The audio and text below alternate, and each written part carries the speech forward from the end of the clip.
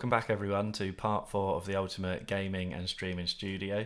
You can see that the painting has started and they've done the undercoat and they've started getting the skirting in around the top, which gives it a lovely finish. The stairs are still wooden, as you can see, and need to be painted, and the banisters still need to be added. But the stairwell area actually looks really nice now. It's been painted and we're going to have a nice light hanging from the ceiling.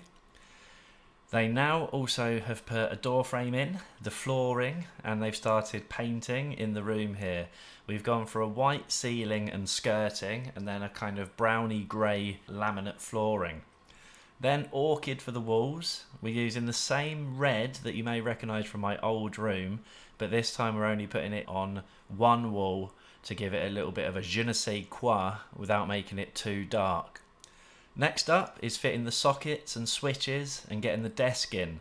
The walnut worktop has arrived, but we need to cut it to size, sand it down several times actually, from 120 to a 250 grit sandpaper, and then treat it with a clear varnish. So still quite a lot of work to do on that. We also need to get the blinds in, which we haven't even chosen yet.